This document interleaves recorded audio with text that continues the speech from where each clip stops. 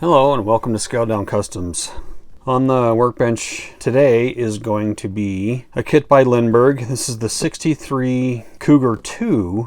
This is a Ford concept car. It's kind of an interesting kit. It comes with functional doors, functional trunk, hood, and this is going to be a commission build, again for one of the Lynx project cars. And as part of the Lynx project, there have been several dioramas that have been built around that concept. To see some of the photos of those dioramas, Tim Boyd has compiled several photos of some of those dioramas on his Fotkey page, and I'll include a link for that in the description below so you can go see that and see some of those incredible dioramas that some of these expert modelers have been building.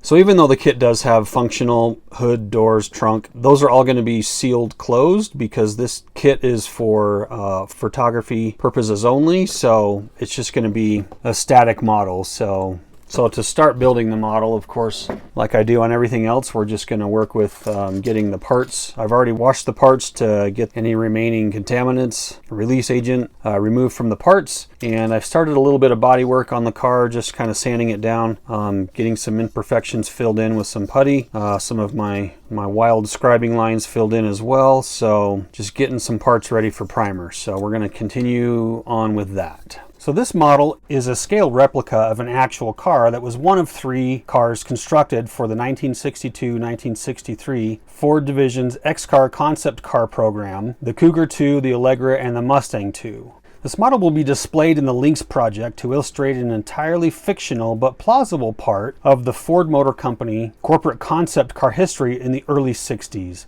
The Lynx project was conceived by Mark S. Gustafson as speculative fiction to attempt to explain why it was only apparently true that Lincoln Mercury Division didn't have an equivalent concept car program to the Ford X-Car program that led to the 1964 Mustang. In fact, the Lynx project lays a story that such cars were designed and built, exhibited on a limited basis, and then suppressed by upper management, with the LM concept cars ultimately stored in a private warehouse. Later, in 2017, to be discovered and restored and introduced to the automotive media and public. In the Lynx History Project, 36 craftsmen who have collectively spent many thousands of hours since the start of the project in 1993 have built a host of fictional concept cars, including the 4 Lynx prototype cars using a fresh design that bore some resemblance of the Allegra concept car, and dioramas to tell a fictional story of how the LM division really did, according to the Lynx tale, design and build 4 versions of the basic Lynx design, which was created in 1963 and the 1964 era.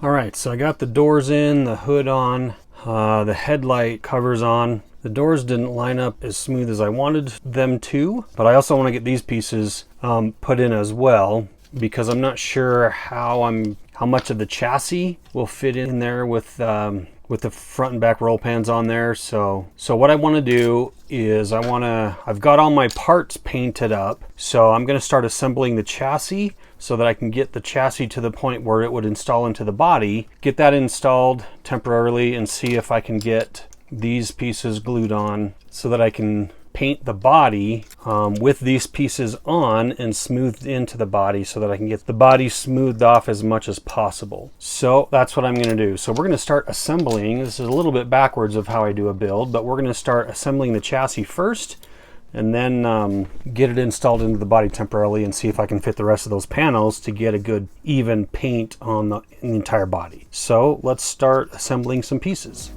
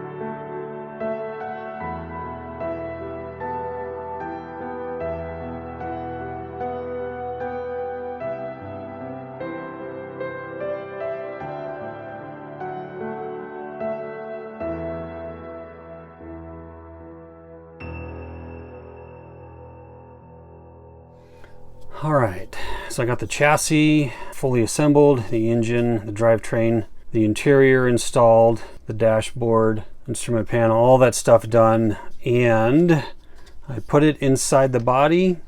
I can have either the front or the rear on, but not both because of the way the body goes in. So I opted to glue in the front panel first, since you're probably going to be mostly looking at the front of the car anyway, and get that on there and get that all smoothed off. The lines looking good for paint. I've got this looking pretty good, but I'll install this after the fact. It's fitting pretty well, so I'm thinking that that's not going to be too much of an issue, installing the rear pan after the fact. So that one shouldn't be too bad, but I'm not going to be able to do both. They just curve around too much to get the chassis in with having them both glued in. So I'm at a point now where I'm ready to start focusing back on the body. So I've got everything sanded down.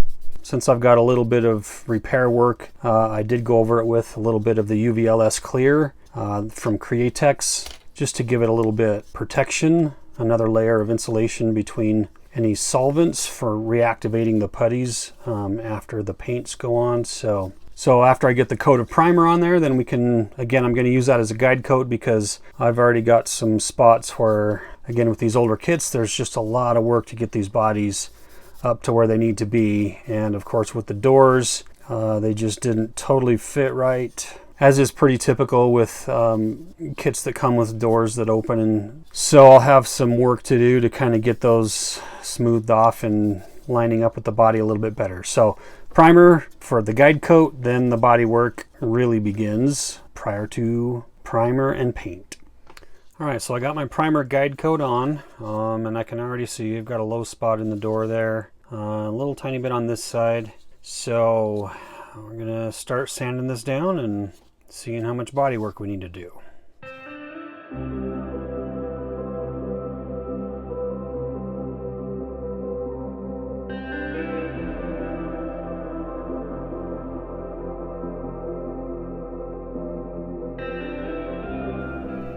So of course, if you still see the primer where you're sanding it off, then that's obviously a low spot. That actually looked like it's coming out pretty good. But I'm gonna go ahead and get the rest of this car sanded down so that I can just finish evaluating the entire body for any low spots or any other body work we need to do. But that's actually sanding out pretty good, so that's encouraging. So I'm gonna go ahead and get this sanded down and we'll see you in a minute. So got it sanded down and primed back up again, and then I just went ahead and sprayed the body with some Tamiya chrome silver just to give it a good silver base for my red candy that's going to go over that. And I'm going to try this paint from Splash Paints. This is just red from their candy series. So I'm going to put probably, I would imagine, several coats of red over this silver and give it a candy apple red paint job. All right, that'll do it for this video. Make sure you stay tuned for part 2, where we get this thing into candy apple red paint job and see if we can't get this thing finished up. Thanks for watching, guys. We'll see you on the next one.